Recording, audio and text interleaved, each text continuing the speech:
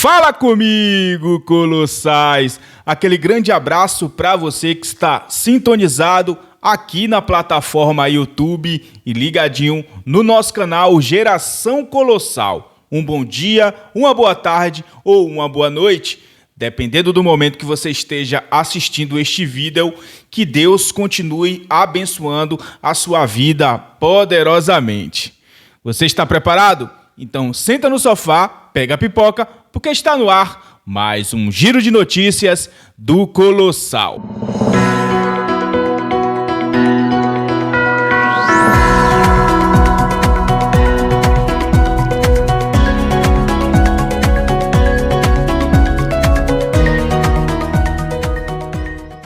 Vamos nessa, Colossais, para o quadro que já virou o queridinho aqui do nosso público, do nosso canal, né?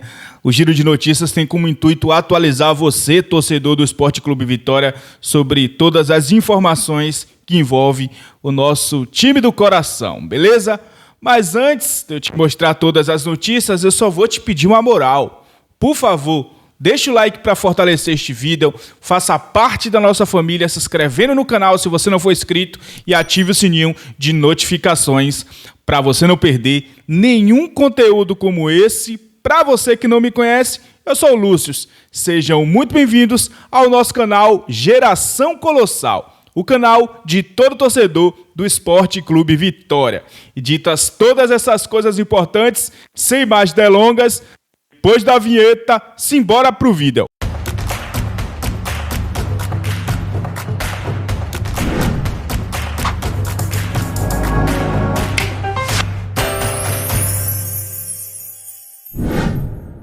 Então vamos lá, Colossais, começar o giro de notícias falando sobre as próximas rodadas do Sport Clube Vitória, que a CBF já detalhou aqui. Vamos ver a primeira matéria, né? Onde diz assim, ó: de férias, devido à parada da Copa do Mundo de clubes da FIFA, o Sport Clube Vitória teve seu calendário de jogos pelo Brasileirão detalhados pela Confederação Brasileira de Futebol, a CBF, que foi nesta segunda-feira.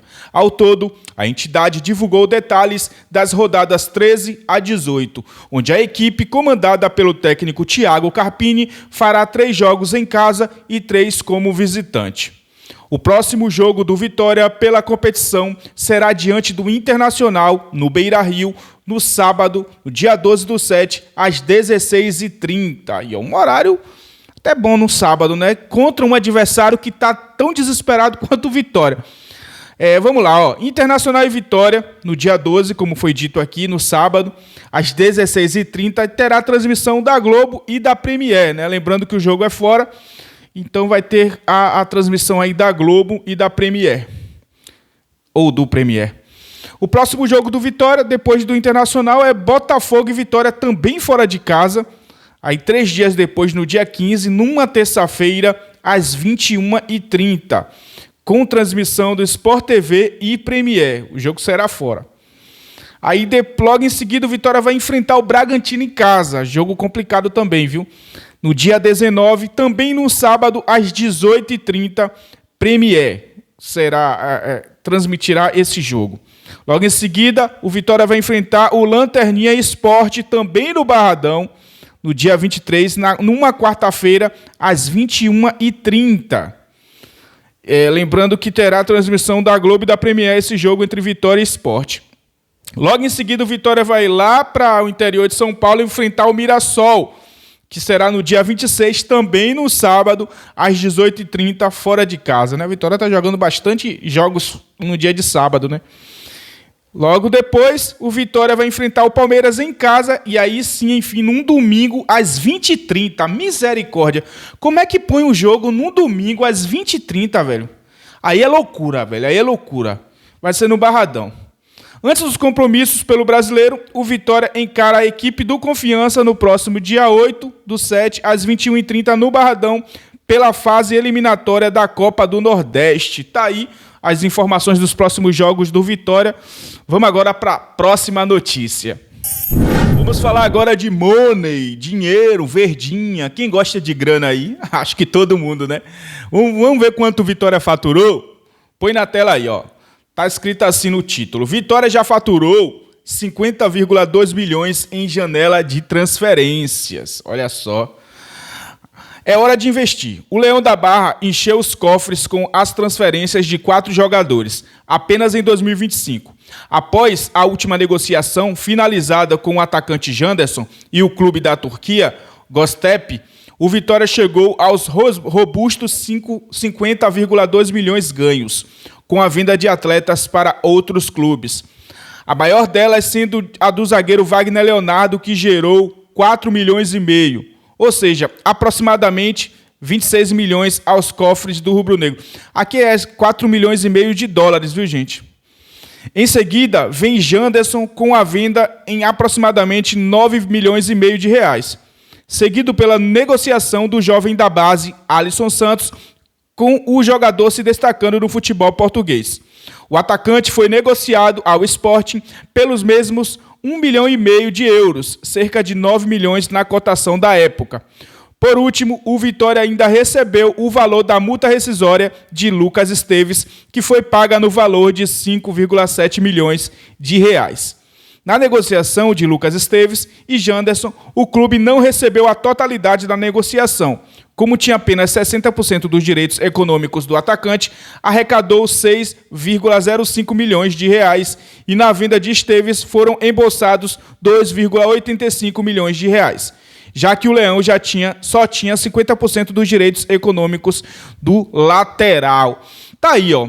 Para quem fica criando a narrativa e caindo nessa narrativa de que o Vitória não tem dinheiro, olha o tanto de dinheiro que o Vitória faturou apenas, eu estou dizendo apenas em vendas, em negociações de seus ativos. Entendeu? Eu estou falando fora a arrecadação do público, fora outras receitas, né, de patrocínios. Então, parem de cair nessa narrativa de que o Vitória não tem dinheiro. O Vitória tem dinheiro. O Vitória pode não ter tanto dinheiro quanto os clubes que têm um poder financeiro muito maior. Mas dizer que o Vitória não tem dinheiro para contratar jogador A, contratar jogador B, pelo amor de Deus. É o que eu penso. Porque eu vejo essas estatísticas, essas matérias, eu chego a pensar de que essa narrativa é apenas um argumento para não ter um planejamento melhor, para não ter contratações melhores, entendeu? E o torcedor só não vê quem não quer, beleza? Vamos para a próxima notícia. Agora chegou a hora de falar da polêmica, né? Das últimas notícias que geram muita polêmica em relação ao Sport Clube Vitória. Eu não gosto muito de falar nesse assunto, não, que é sobre politicagem, envolve muita coisa, muito sentimento do torcedor e algo que deixa o torcedor já saturado e chateado. Mas como é notícia, eu tenho que trazer aqui para vocês, tá bom? Vamos lá aqui, ó. Frente Vitória Popular se posiciona a favor da SAF no clube. Vamos ler a matéria aqui? A Frente Vitória Popular, FVP, chapa de oposição ao grupo do presidente Fábio Mota, divulgou um comunicado oficial nesta segunda-feira em que declara apoio à transformação do clube em Sociedade Anônima do Futebol, a famosa SAF, né? O grupo afirma ser favorável ao modelo de SAF desde que ele atenda a uma série de exigências: cumprimento dos ritos estatutários, criação de uma comissão plural com participação de todos os grupos do Conselho Deliberativo e adoção de práticas de governança corporativa com transparência e fiscalização interna e externa. Entre os pontos destacados pela FVP estão também a necessidade de profissionalização total do clube, um Barradão acessível e moderno e a garantia de um Vitória forte após a transição. No entanto, o grupo faz um alerta. É contra o que chamou de SAF de cardeais, seus parentes e amigos, criticando qualquer tentativa de transformar o processo em um acordo político ou familiar. Não é SAFake, concluiu o comunicado aqui do grupo que é a oposição a Fábio Mota, né? Eu fico pensando aqui, né? Tá chegando as eleições do Vitória e essa galera, não estou dizendo só a oposição a Fábio Mota, mas sim alguns concorrentes vão tentar, né, criar situações para ser vantagem para cada um deles, né? É o que eu penso. Isso é política. É tentar mexer com o brio do torcedor. Qual é a maior necessidade hoje do torcedor? O que é que o torcedor mais quer? SAF. Então, muita gente vai querer utilizar isso ao seu favor, né? Mas essa questão da politicagem do Vitória, inclusive está rolando muita polêmica, esse afastamento de Daniel. Eu tenho algumas informações e eu vou fazer um vídeo específico para falar em relação a isso, tá? Porque nesse Angu tem caroço, e eu não vou falar muito em relação a isso, além de eu não gostar, mas eu vou deixar para falar em um vídeo específico em relação a toda essa polêmica que envolve hoje, né, alguns grupos do Vitória. Porque o Vitória, em relação a esse lado interno, nunca foi do torcedor. O Vitória sempre foi de pessoas da politicagem, né, do poder, de pessoas que querem somente o poder e não especificamente o melhor do clube. Mas eu vou deixar para falar isso em outro momento. Agora, para finalizar, vamos ver uma matéria aqui também, onde está escrito assim no título: Vitória ainda não venceu com vantagem numérica em 2025. Um dado decepcionante. O Vitória ainda não conseguiu vencer um jogo com vantagem numérica em 2025. O time do técnico Thiago Carpini teve a chance de garantir boas vitórias com jogadores a mais em 5 oportunidades, mas não conseguiu fazer valer a vantagem. Dos 5 jogos, o Leão teve apenas 3 adversários: o Bahia, a Universidade Católica e o Cruzeiro. Contra o Bahia, o Leão teve um a mais a partir dos 48 segundos do primeiro tempo no Campeonato Baiano, né? Mas a partida terminou em 1-1. No outro jogo, fracasso pior, derrota por 2-1, mesmo estando em vantagem numérica desde o início do jogo. Contra a Universidade Católica na Copa Sul-Americana, a situação é parecida. Se na partida em casa o Leão teve um a mais desde os 19 segundos do tempo, na partida fora de casa, o Vitória conseguiu perder mesmo com um a mais aos 15 do primeiro tempo.